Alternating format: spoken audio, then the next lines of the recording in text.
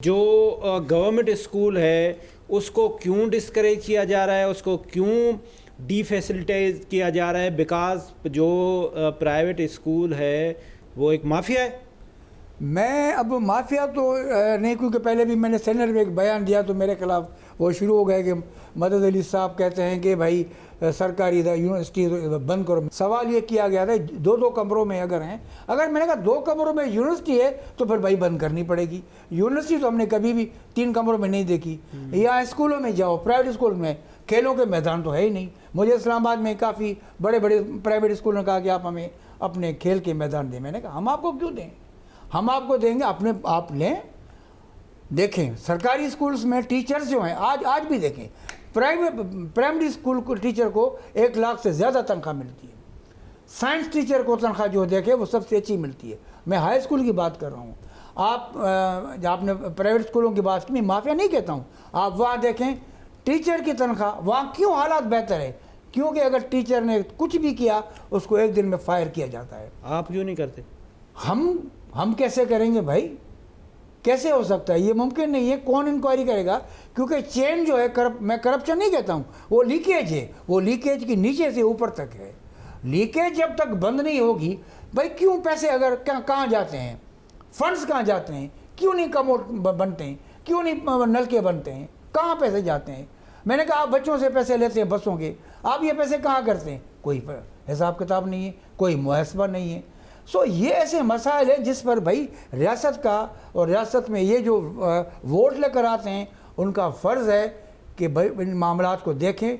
मैंने आपको उसी वक्त इंटरव्यू में कहा था कि खुदा के वास्ते तैलीम के सवा पाकिस्तान में तरक्की का कोई रास्ता नहीं है, इसलिए इमरजेंसी नाफिज कीजिए।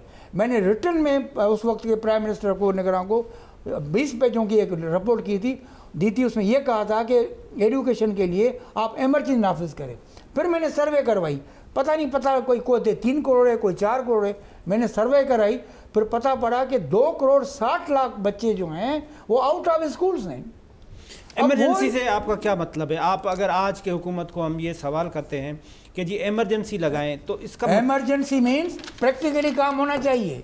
अगर अभी इमरजेंसी लगी है, मुझे बताया जाए कि अभी तक क्या हुआ है। 2 महीने तो हो गए हैं, कहाँ काम हो सका है? भाई ये वर्कशॉप से काम नहीं चलेगा।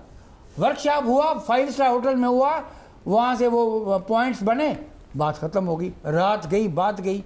बात ये है कि प्रैक्टिकल काम होना चाहिए। जैसे मैंने आपको कहा है 2 करोड़ 60 लाख, ये कैसे वापस आएंगे? ये वही बच्चे हैं जो घरों में काम करते। आपको पता नहीं है रानीपुर में बच्ची को मार दिया, अभी तक कुछ पता पड़ा?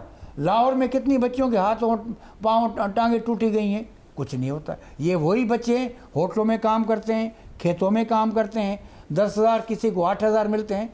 तो भाई उनको कैसे आप वापस लाएंगे? उसके लिए तो आपको पॉवर्टी ख़त्म करनी पड़ेगी। और जैसे ये बेनज़ीर स्कीम प्रोग्राम है, ऐसे तहत बच्चे को अगर वो पैसे कुछ मिल जाएं तो वो रिश्ते, भाई थर, आपको पता है हमारे थर से बच्चे यहाँ आते हैं। कराची में भी घरों में वही बच्चे काम करते हैं। हैदराबाद में जहाँ जाएँ वो कहते हैं भाई हम क्या करें, उधर तो भूख मर। आपने अभी मदरसों की बात की, आपको ये पता नहीं, आपके चले मदरसे में आपको पता पड़ेगा 2-3 साल पहले आकर वो बच्चे को छोड़ जाते हैं, बच्चों को स्कूल छोड़ जाते हैं, वो मदरसे में छोड़ जाते हैं। उनका खाना भी उनको वहीं मिलता है, वो कपड़े खुद धोते हैं, 2-3 जोड़े मिलते हैं और वहीं वो मजहबी तालीम हासिल करते हैं। उसको तो पता ही नहीं है दुनिया में क्या हो रहा है।